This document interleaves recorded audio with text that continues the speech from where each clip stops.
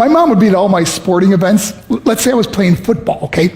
My mother would be on the sidelines, and if the play on the field started going one way, my mother would run along like, Mark, get him, get him. I'd be like, oh my gosh. I'd get in the huddle with the other guys. They go, Mark, is that your mother? I go, no, I never saw her before in my life. The greatest gift my mother ever gave me, she believed in me. I have overdosed on drugs on 3 occasions where I should have been dead. But I believe I was kept here for a reason. You show me your friends, I will show you your future. How do I know this? I hung out with losers, and I became the biggest loser of them all because I gave up everything I dreamt about as a little boy because of who I chose to surround myself with. My friends would drive me home at 2, 3, 4 in the morning. We'd be drunk and high, laughing in the car. We'd pull up in front of my house in New York. They go, Mark, the light's on. I go, oh man, my mother's up. See, my mom wouldn't go to bed until she knew her son was still alive. I'd walk in, she'd say, hi Mark, how was your night? I go, it was good, Mom, I'm just gonna go to bed. She goes, can I talk to you for a minute? I go, Mom, I'm tired, I'm just gonna go to bed. She goes, Mark, I haven't seen you all day and all night. Can I please talk to you? I said, man, just leave me alone. You bug me. I'd slam my bedroom door on the one person who believed in me. I was on a worldwide tour and we were wrestling overseas in Japan. After my wrestling match, I went upstairs in my hotel room and I fell asleep. There was a knock at my door at 3 o'clock in the morning. I got out of bed and I looked through the safety window and I could see it was a Japanese promoter. So I opened the door and he said, Mark, you need to call home. There's been an emergency. I went and got on the hotel room phone. I called back to the United States. I said, hey, what's going on? They said, Mark, I don't know how to tell you this. I said, just tell me what happened. All of a sudden they started crying. They go, Mark, I can't tell you. I said, just say it.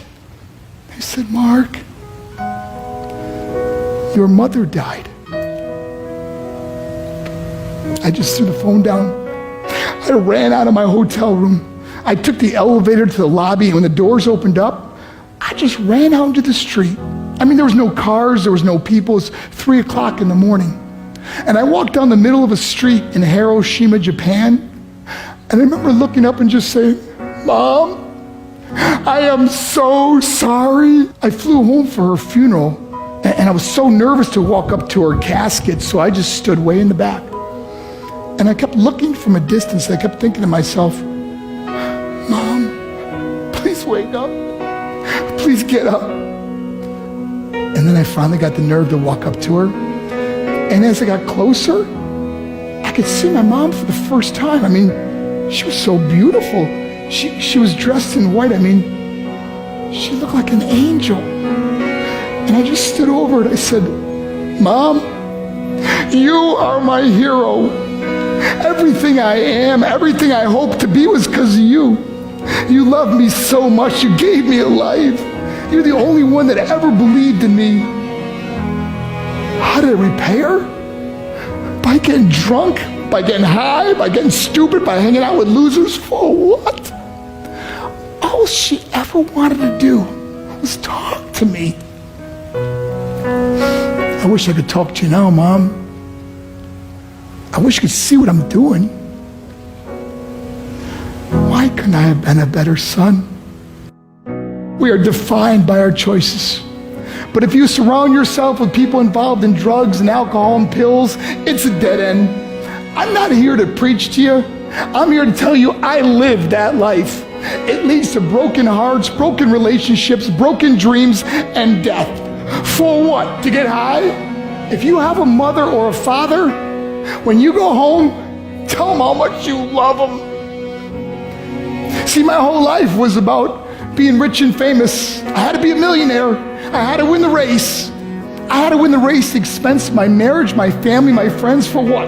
To be all alone in the world? I learned what is truly important, and that is how precious this gift of life is, and our families, and how quickly it can be taken away.